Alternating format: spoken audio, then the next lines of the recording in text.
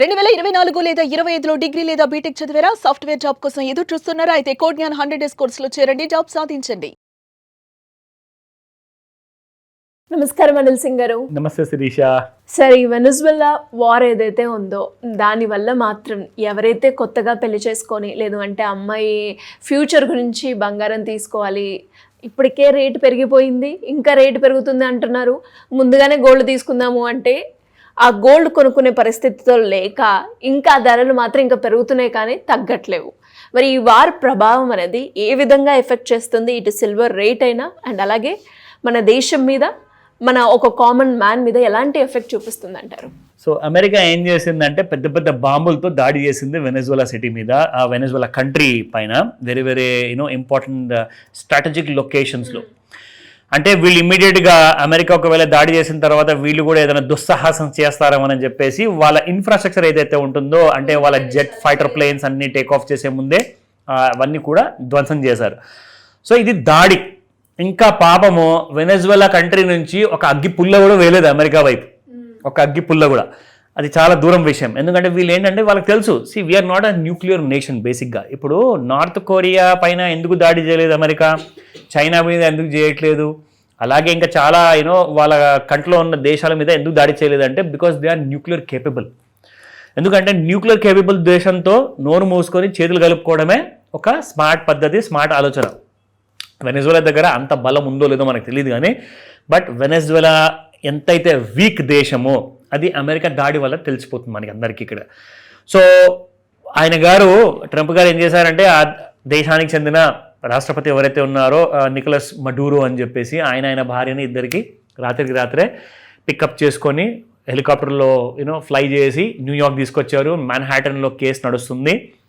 ఇప్పుడు ఆ కేసు మళ్ళీ అడ్జర్న్ అయ్యింది. మార్చ్ నెలలో 17th అనుకుంటే అప్పటిదాకా ఆయన జైల్లోనే ఉంటారు అప్పటిదాకా.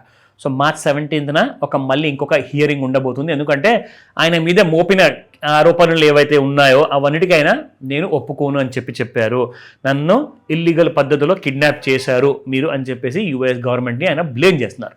ఇప్పుడు ఇది అయిందా, దీని తర్వాత ట్రంప్ గారు ఇప్పుడు గ్రీన్లాండ్ అనే ఒక ప్రదేశం ఉంది నార్దర్న్ హెమిస్ఫియర్లో, ఏదైతే యూరోప్ దేశం పైన ఉంటుందో దాన్ని నేను ఆక్రమించుకుంటాను అంటున్నారు. దాని తర్వాత క్యూబా అన్నారు, ఇంకా చాలా అంటున్నారు. మనకు తెలియదు ఎగ్జాక్ట్లీ ఏం జరగబోతుంది. సరే, ఇవన్నీ దూకుడు చూసిన తర్వాత అమెరికా ఎందుకు బాగా ఎంత దాడులు చేస్తుంది, మేమెందుకు గమ్మునుకోవాలి అని చెప్పేసి ఇటువైపు నుంచి రష్యా కూడా యుక్రెయిన్ పైన దాడులు బాగా పెంచేసింది. చైనా లాస్ట్లో మిగిలిందిగా చైనా అంటుంది తైవాన్ గురించి ఇన్ని రోజుల నుంచి ఏదో మోమాట పడి నోరు మూసుకోలేక అప్పుడప్పుడు మాట్లాడుతూ మేము గమ్మునున్నాము, ఇప్పుడు అసలు తగ్గేదేలే, తైవాన్ని మేము కూడా అటాక్ చేస్తాము అంటున్నారు. సో ఇవన్నిటి మధ్యలో ఏంటంటే పడిపోయే గోల్డ్ కాస్త 1,41,000 వరకు వచ్చేసి ₹1,00,000 దాకా వస్తుంది కదా నాయన అనుకోవడం తప్పు. మళ్ళీ పెరిగిందండి బంగారం అండ్ సిల్వర్. సిల్వర్ కూడా మీరు 2,61,000 వరకు ఆల్ టైమ్ హై. బుల్ ర్యాలీలో 3 స్టేజెస్ అన్నాము, థర్డ్ స్టేజ్ 2,58,000 అండి. అది కూడా టచ్ అయిపోయింది, 2,61,000 దాకా వచ్చింది. నిన్న రాత్రి చూసుకుంటే 2,38,000 దాకా పడిపోయింది. సో అందరూ పండగ చేస్తున్నారు, చలో బాస్ మంచి తక్కువ ధరలో మనకు దొరకపోతుంది, గుడ్ గుడ్ అని చెప్పేసి అందరూ హ్యాపీగా ఫీల్ అయ్యారు. ఇంకా కిందికి వస్తే ఇంకా బాగుండు, మనం కొనుక్కోవచ్చు కదా అని చెప్పేసి. ఆ న్యూస్లు అన్నీ రావడం వల్ల నిన్న రాత్రికి 238 వరకు వచ్చి ఇప్పుడు 249. నిన్న రాత్రికి 2,38,000, ఇవాళ 2,49,000, 11,000 రాత్రికి రాత్రి పెరిగింది. సో ఇవాళ ఇంట్రాడేలో ఎలా ఉండబోతుంది అది చూద్దాము. ప్లస్ స్పాట్ మార్కెట్ ధరలు నిన్న కొంతమంది నాకు ఏం చెప్పారంటే సిల్వర్ బాగా పడిపోతుందండి, మనకు మంచి ధర పలకట్లేదు, రావట్లేదు, ఏం చేయాలి సార్ అంటే, నేను సిల్వర్ స్పాట్ మార్కెట్లో ఎలా ఉంటుందో నాకు తెలియదండి, బట్ ఫ్యూచర్స్ మార్కెట్లో అంటే మీకు ఇక్కడ వెబ్సైట్లో కనిపిస్తుంది కాబట్టి, అండ్ స్పాట్ మార్కెట్ ధర కూడా మీకు చూపిస్తాను ఇక్కడ, కానీ మా ఊర్లో అది లేదండి, ఆ ధర పలకట్లేదు అంటున్నారు. ఇప్పుడు దాన్ని మనం ఏం చేయలేం.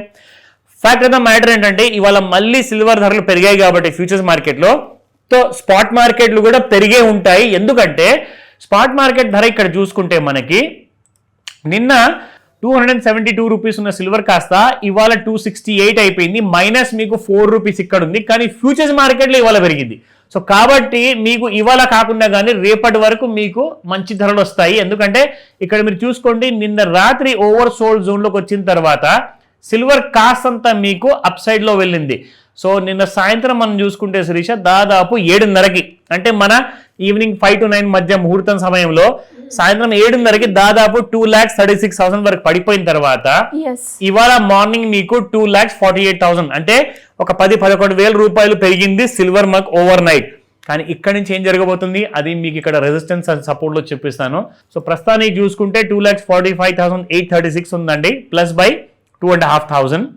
అండ్ రెసిస్టెన్స్ చూసుకుంటే 2,51,461 అండ్ 2,59,169, 2,67,306. సపోర్ట్ చూసుకుందాము. ఒకవేళ ఇక్కడ దాకా వస్తే చాలా బాగుండు, బట్ తెలియదు మనకు ఇవాళ డెవలప్మెంట్ ఇంటర్నేషనల్ మార్కెట్స్ లో ఎలా ఉండబోతుంది. సో 2,35,616, 2,27,479, 2,19,771. మీరు చేయాల్సిన ఒక పని ఏంటంటే ముఖ్యంగా మరీ ఎక్కువగా పడిపోతుంది అనే ఆలోచనలు కూడా పెట్టుకోకండి.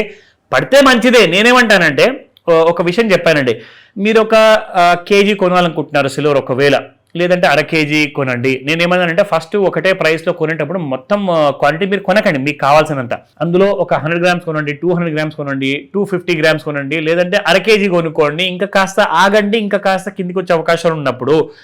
కానీ మీకు ఇందాక గోల్డ్ వీడియోలో కూడా చెప్పాను, అదే నెగిటివ్ న్యూస్ ఇప్పుడు చెప్పబోతున్నాను.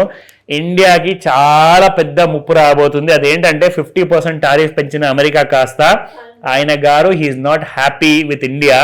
ఎందుకంటే మనం రష్యన్ ఆయిల్ కొంటున్నాం కాబట్టి. ఎందుకంటే రష్యా ఏం చేస్తుందంటే ఇండియా డబ్బును తీసుకెళ్లి యూక్రెయిన్ పైన దాడి కోసం వాడుతుందట. ఆయన గారు అలా చెప్తున్నారు మరి. సో ఆయన ఏమంటున్నారంటే 50% పెంచిన టారిఫ్స్ కాస్త నేను 500% వరకు పెంచబోతున్నాను టారిఫ్లు. ఇది గనక బిల్లు పాస్ అయితే అమెరికన్ పార్లమెంట్ లో ఇండియాకి చాలా ప్రాబ్లం అయిపోతుంది. సో మనందరం వెయిట్ చేసి చూద్దాము, జరగకూడదని చెప్పేసి keeping my fingers cross. So updates ఏమైనా కావాలా కాల్ చేయండి, హెల్ప్ చేస్తాం. డెఫినెట్గా sir. Thank you so much. Welcome Sirisha.